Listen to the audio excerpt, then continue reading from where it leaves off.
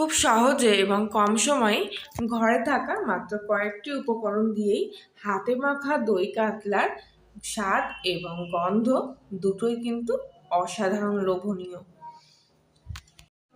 মাছপ্রিয় বাঙালিরা এই রেসিপিটি একবার খেলে কিন্তু এর স্বাদ সহজে ভুলতে পারবেন না। তাহলে আর বেশি কথা না বাড়িয়ে কলিনের রান্নাঘরের আজকের রেসিপি হাতে মাখা দই কাতলা শুরু করা যাক।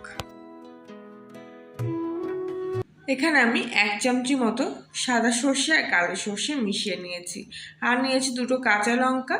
অল্প সামান্য জল দিয়ে সর্ষে কাঁচা লঙ্কাটা কিছুক্ষণের জন্য ভিজিয়ে রাখবো, আর তারপর এটা পেস্ট করে নেব। 3 পিস কাতলা মাছের পেটি পরিষ্কার করে ধুয়ে নিয়েছি।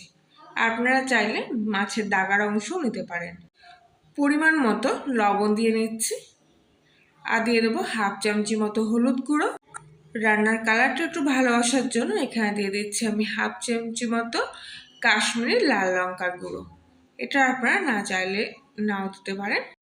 আগে থেকে পেস্ট করে রাখা সর্ষে কাঁচা লঙ্কাটা দিয়ে দিলাম, আর দিয়ে দিচ্ছি 2 চামচি মতো টক দই।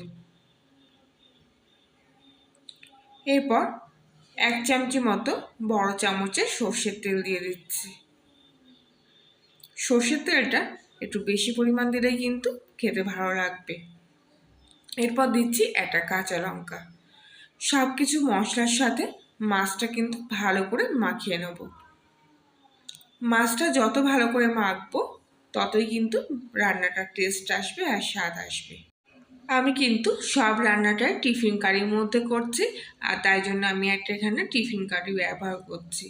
আপনারা বাড়িতে যে কোনো টিফিন কৌটোতেই এই রান্নাটা করতে পারেন।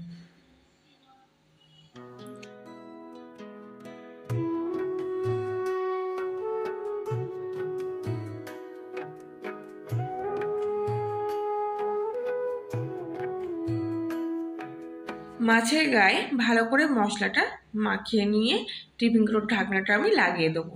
প্রায় 5 মিনিট মতো আমি এই অবস্থায় এটা রেখে দিচ্ছি। একটা কড়াইতে আমি একটা লোহার বের ব্যবহার করছি, আপনারা চাইলে কিন্তু স্ট্যান্ডও নিতে পারতেন।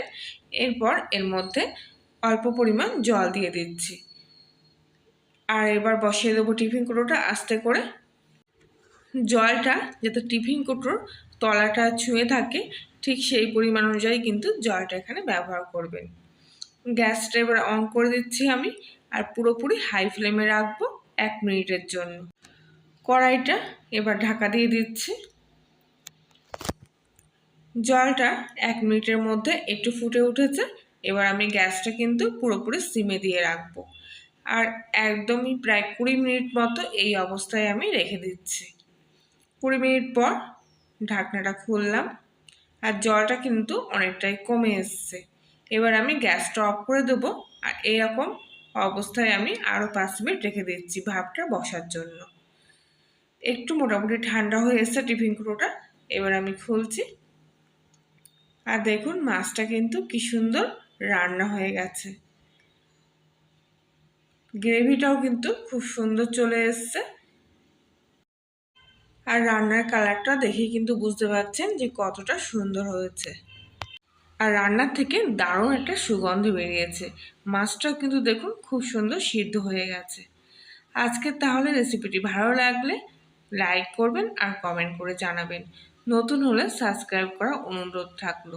আজকের মতো এখানেই, আবার দেখা হচ্ছে অন্য একদিন নতুন কোনো রেসিপির সাথে। আর ততক্ষণ সবাই ভালো থাকবেন, সুস্থ থাকবেন, সাবধানে থাকবেন।